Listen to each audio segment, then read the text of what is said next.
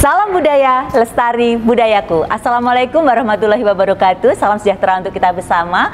Dan selamat datang di rumah kami di Dinas Kebudayaan Kudo Kabupaten Kota Yogyakarta. Dan masih bersama saya Yeti Martanti dalam Bincang Budaya.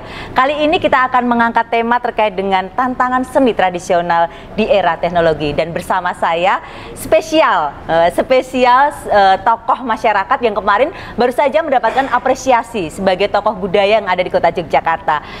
Selamat datang Pak Haris Juber di rumah kami Dinas Kebudayaan Kudo Kabupaten Kota Yogyakarta. Terima kasih Mbak Yeti. Wah, dipanggil Mbak seneng ini. Apa kabar Pak Haris? Alhamdulillah sehat. Apa ini Pak kesibukannya sehari-hari ini selain tentu saja banyak hal yang dilakukan dalam kerja-kerja budaya? Iya, saya kira saya masih beraktivitas seperti biasanya, aktivitas sosial terutama. Di Kota Gede saya juga Ketua Dewan Pengarah Badan Pengelola Kawasan Cagar Budaya, kemudian juga di lembaga ataupun organisasi lain. Yang penting sehat. Nah, itu dia Pak, sehat tetap beraktivitas. Ya, sehat dan tetap produktif untuk berkreasi Insya dan Allah. menginspirasi masyarakat. Amin, amin. Luar biasa. Nah, ini berbicara sesuai dengan tema terkait dengan seni tradisional. Secara istilah seringkali dibedakan dengan seni modern ya Pak Ye. Yeah. Seni modern atau kontemporer. Sebenarnya apa sih yang dimaksud dengan seni tradisional itu sendiri kalau menurut Pak Haris gitu? Ya, saya akan menjawab dengan agak jauh ke belakang. Oke. Jadi manusia itu kan sebetulnya dalam hidupnya ada keniscayaan. Oke. Ada sesuatu yang tidak bisa ditolak, tidak ada sesuatu yang tidak bisa diminta, yaitu kelahiran, kemudian kematian, asal usul, wilayah atau lokasi tempat dia hidup dan sebagainya. Dan ketika dia hidup di satu tempat tertentu, itu kan sebetulnya dia juga menghadapi nilai budaya, cara memandang kehidupan, sistem normatif, kemudian juga mempengaruhi sikap perilakunya, dan juga ia menghadapi karya-karya budaya di mana tempat ia tinggal. Dan pada umumnya yang disebut dengan nilai sampai ke karya budaya itu sesuatu yang secara tradisi turun-menurun itu diwariskan sampai ke generasi sekarang. Jadi seni tradisi itu saya kira merupakan satu karya budaya yang turun-temurun, yang diwariskan, dan manusia sendiri menghadapi itu. Apakah ada batasan-batasan gitu Pak, sehingga dikategorikan atau dimasukkan sebagai itu seni tradisi begitu? Itu bukan begitu? Ya, kalau saya yang disebut dengan tradisi termasuk seni itu adalah sesuatu yang sesungguhnya menjadi bagian dari kehidupan manusia itu sendiri. Bahkan juga itu berasal dari nenek moyang dan kemudian dilestarikan, ditradisikan, kemudian juga diwariskan. Walaupun tentu saja pasti dalam kehidupan manusia termasuk seni itu pasti juga ada dinamika, ada perubahan, ada pengaruh dari katakanlah misalnya karya-karya budaya, perkembangan budaya itu sendiri ya Pak ya. Dan saya kira ada perkembangan, ada dinamika, ada penafsiran yang dinamis, ada sesuatu yang ingin dikembangkan, dan itu saya kira wajar. Tapi tradisi, termasuk juga seni tradisi, itu adalah sesuatu yang intinya, prinsipnya itu diturunkan dan diwariskan. Nah, menurut Pak Haris sendiri berbicara kaitannya dengan seni tradisi, apakah bagaimana perkembangan seni tradisi di wilayah Kota Yogyakarta itu sendiri, Pak? Ya, saya kira Jogja itu kan merupakan satu bentang wilayah di mana memiliki karya-karya budaya yang kemudian kita sebut dengan tradisi, seni tradisi. Tetapi tentu saja kita juga tidak menafikan bahwa ada perkembangan, ada dinamika, ada pengaruh dari luar, bahkan juga seringkali juga ya sebetulnya dimanapun itu, tidak hanya di Jogja, di negeri manapun, di bangsa manapun, ada sesuatu yang berasal dari luar wilayah kultural itu, kemudian juga mempengaruhi atau bahkan dalam tanda petik mengurangi, menghilangkan bahkan, dan kemudian orang Tapi saya kira itu hal-hal yang dalam dinamika sosiokultural itu merupakan sesuatu yang tidak bisa dihindarkan ya Pak ya. Jadi dinamis terus ya, iya, berkembang tapi begitu. Tentu kalau kita bicara untuk pelestarian, maka kita juga bisa belajar banyak dari sejarah maupun dari kebudayaan maupun peradaban dimanapun. Bangsa yang beradab, bangsa yang berbudaya itu sedinamis apapun, itu dinamikanya, perubahannya tetap tidak melupakan atau tetap berakar pada kebudayaannya sendiri. Nah, oke. Jadi kalau kita bicara kaitannya dengan seni tradisi memang berkembang ya Pak, dinamis sesuai dengan perkembangan zaman itu sendiri. Nah, berbicara terkait dengan minat ya Pak, minat kaitannya dengan seni tradisi itu sendiri di kalangan generasi muda, anak muda sekarang kan sepertinya kita melihat sangat terbatas ya Pak ya. Iya, betul. Bagaimana kemudian Pak Haris melihat apa keterbatasan minat anak muda itu sendiri terhadap seni tradisi? Tapi sebelum menjawab, tunggu yang satu lewat ini.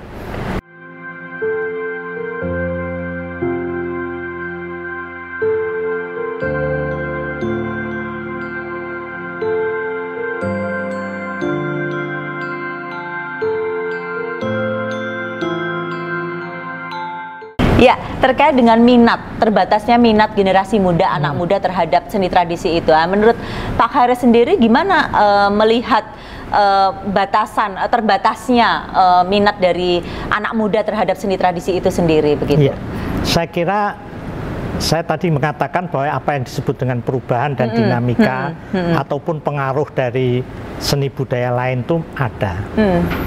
Apalagi sekarang kan ada perkembangan yang jauh tidak bisa dibayangkan di masa-masa lalu, yaitu apa yang disebut dengan perkembangan teknologi informasi, teknologi komunikasi, yang kemudian begitu cepat membawa katakanlah pengaruh-pengaruh seni budaya lain yang membawa perubahan itu sendiri ya Pak ya. Dan itu sangat mempengaruhi perubahan.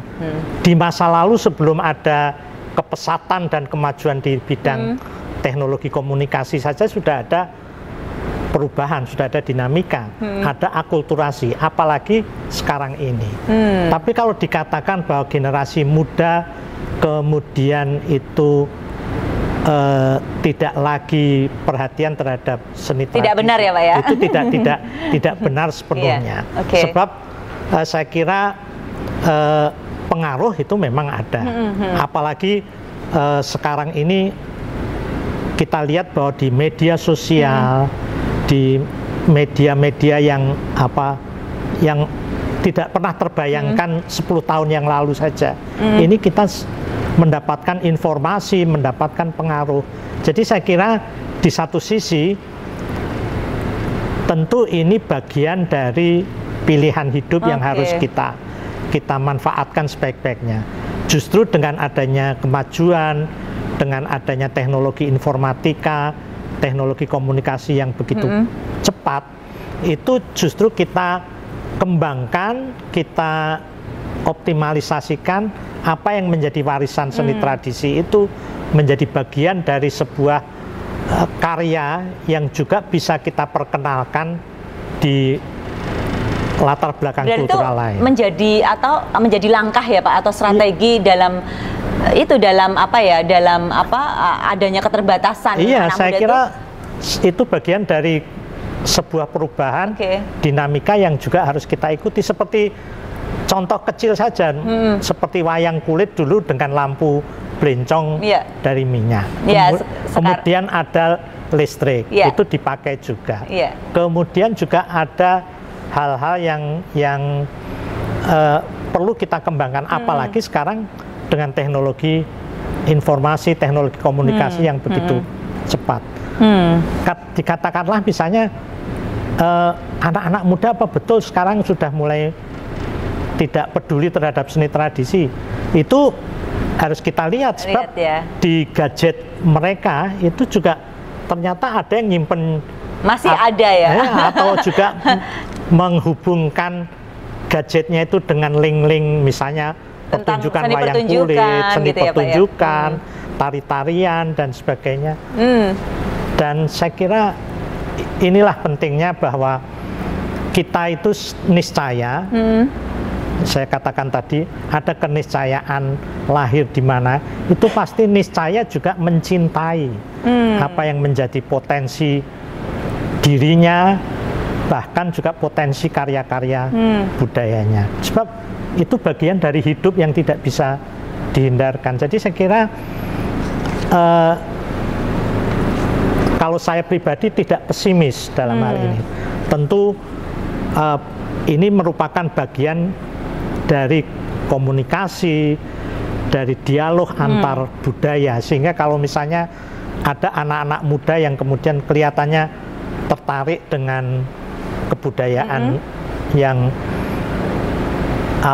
di luar, saya katakan, tetapi tentu saja apa yang kita miliki kan bisa kita kembangkan, bisa kita dinamiskan sejauh tidak terlepas dari akar budaya. Berarti perkembangan teknologi tadi bisa membawa pengaruh yang bisa dimanfaatkan lah, bisa dimanfaatkan untuk kepentingan bagaimana kemudian menyebarluaskan atau melestarikan budaya itu sendiri. Justru itulah bahwa apa yang kita miliki harus memanfaatkan kemajuan teknologi media yang sekarang. Jadi teknologi memperkuat apa yang kemudian menjadi menjadi cara kita, cara kita untuk melestarikan budaya itu sendiri ya Pak ya. Dan saya kira kalau tadi misalnya atau kita sekarang sering mendengar diplomasi budaya, itu justru pemanfaatan teknologi itu. Sebab saya ingin mengatakan begini, orang kan sering mengatakan superpower, negara superpower.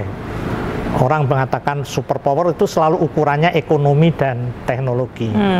Padahal sesungguhnya kalau kita katakan bahwa setiap bangsa, setiap negara memiliki potensi masing-masing. Ada yang potensinya kuat di bidang teknologi, ada yang kuat di bidang ekonomi, ada yang kuat di bidang yang lain-lain. Nah, Indonesia termasuk juga dalam hal ini DIY, Jogja, itu kan sebetulnya memiliki kekuatan yang sesungguhnya tidak dimiliki oleh bangsa lain atau negara lain ataupun wilayah lain, sehingga apa yang disebut dengan diplomasi budaya justru menunjukkan potensi kita, sehingga nanti kita akan dikenal sebagai masyarakat yang superpower juga, tapi di bidang kebudayaan. Jadi melalui kebudayaan ini ya Pak ya, kita juga bisa kemudian berinteraksi ataupun kemudian menjalin banyak kerjasama dengan negara yang dari luar gitu. Justru kita menunjukkan bagaimana identitas kita ya Pak ya. Dan disinilah pentingnya peran teknologi. Nah, seberapa jauh Pak peluang kemudian dari perkembangan teknologi itu sendiri dalam mempengaruhi seni tradisi itu, khususnya kalau di Jogja gitu Pak? Ya sebetulnya kan sekarang ini tidak ada seorang pun, boleh dikatakan nyaris tidak ada seorang pun yang tidak memiliki gadget. Bahkan di rumah itu satu orang satu gadget. Bahkan kalau orang-orang tua malah ada yang punya 2-3 nomor untuk kepentingan yang bermacam-macam. Dan gadget seperti itu kan sekarang menjadi satu alat komunikasi yang luar biasa. Kita mau melihat YouTube, kita berkomunikasi lewat media sosial, Facebook, Instagram, TikTok, kemudian berarti ini juga media-media ya Pak ya, cara kemudian kita menyebarluaskan justru kita manfaatkan itu, kita manfaatkan seoptimal mungkin apa yang menjadi kemajuan zaman, menjadi dinamika zaman. Tentu kekuatan sebuah peradaban, seperti tadi saya katakan bahwa kebudayaan itu kan tidak hanya pada seni pertunjukan saja, tetapi juga sebuah peradaban itu dibangun dari kekuatan nilai budaya, dibangun bagaimana cara masyarakat memandang hidup, ada sistem norma yang diyakini prinsip-prinsip kebenarannya, ada sikap perilaku yang mendukung, yang kemudian menghasilkan karya-karya budaya.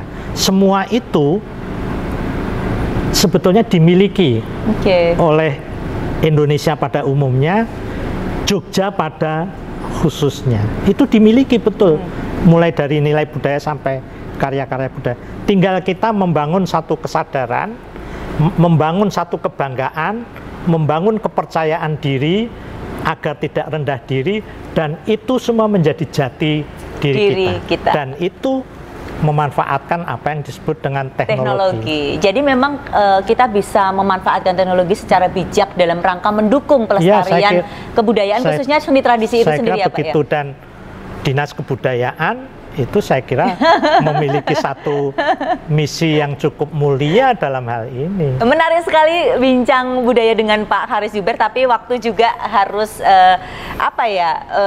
memberikan jeda kita Pak. Ya, tapi nanti kita akan lanjutkan kembali. Terima kasih. Tapi sebelum kita akhiri obrolan bincang budaya pada hari ini, mungkin Pak Haris bisa memberikan sebuah kata penutup ataupun closing statement lah. Monggo Pak.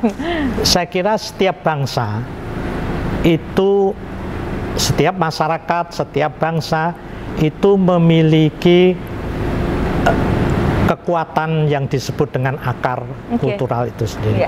Dinamika tidak bisa dicegah, perubahan tidak bisa dicegah, pengaruh dari luar tidak bisa dicegah. Tetapi bangsa yang besar, bangsa yang kuat justru adalah bangsa yang membangun peradabannya melalui akar kebudayaannya itu. Melalui akar kebudayaan kita. Iya. Terima kasih Pak Haris sudah hadir di Bincang Budaya di rumah kami di Dinas Kebudayaan Kudo Kabupaten Kota Yogyakarta. Sukses untuk kita semuanya. Ya, juga sukses dalam rangka memimpin Kudo Kabudayaan.